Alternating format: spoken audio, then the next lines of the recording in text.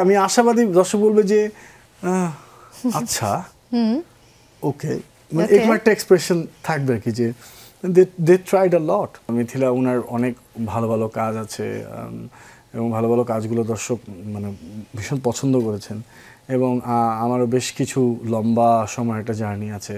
One of the most মানে popular বলবো না, one of the most glamorous show of our television industry. Thank you so much. এইটাতে না মানে film নিয়ে এসে কথা না বললে তো আমার প্রমোশনের যাত্রাটাই ইনকমপ্লিট থেকে যাবে। আচ্ছা নাইম ভাই, এখনো কি জলে তারা জ্বলছে? হ্যাঁ। কিরকম জ্বলছে? এই যে জাস্ট 14ই ফেব্রুয়ারি আসার আগ পর্যন্ত জলে জ্বলতে থাকবে, এরপর স্ক্রিনে জ্বলতে থাকবে।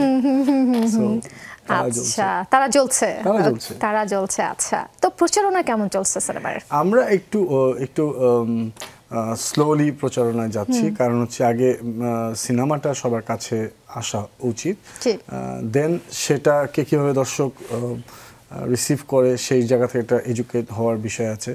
আর যেহেতু আমার জন্য প্রচারণার ব্যাপারটা একেবারে অন্যরকম, আমি যেহেতু অনেক বেশি কাজ নিয়ে হইহুল্লোড় করা মানুষ, সো যদি কাজটা ভালো হয় তখন আসলে আমার হইহুল্লোড়টা জমে উঠবে অ্যান্ড আই হোপ যে সবার কাছে ভালো লাগবে। সো আমি একটু স্লোলি আমাদের যেই একদম বেসিক যেই জায়গাগুলোতে আছে, যেখানে চলচ্চিত্রের কথা হয়, বাংলাদেশের কাজগুলো নিয়ে সংস্কৃতি নিয়ে কথা হয়, সেই জায়গাগুলোতে যাচ্ছি। সবাইকে আহ্বান জানাচ্ছি আমাদের চলচ্চিত্র দেখার জন্য। জলে জলে তারা, অরুণ চৌধুরীর নির্মাণে, অ্যান্ড আলহামদুলিল্লাহ সবাই খুব ভালো সাড়া দিচ্ছে। Specially I am very much grateful about the first look of the character Hossain Majhi. Amazing response, মানে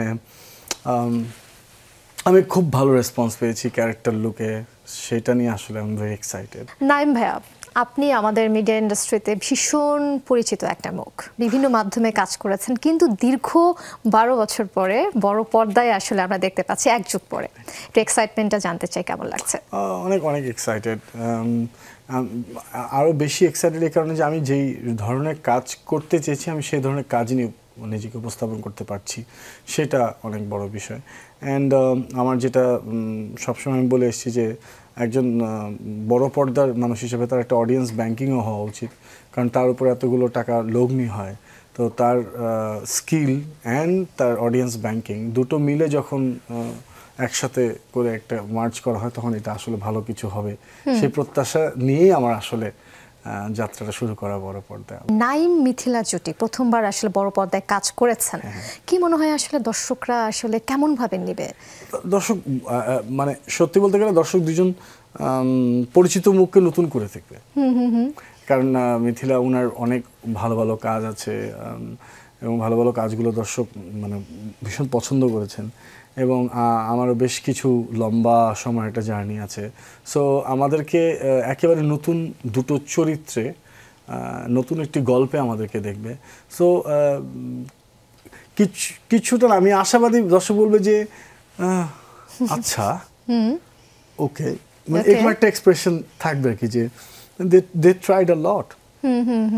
এখনো কি বলবে দর্শক সেটা তো জানি না, বাট এইটুকু আমি বলতে পারি যে দর্শক অবশ্যই বলবেন যে তারা তাদের জায়গা থেকে সর্বোচ্চ পরিশ্রমটা করেছে ভালো চরিত্র ফুটিয়ে তোলার জন্য।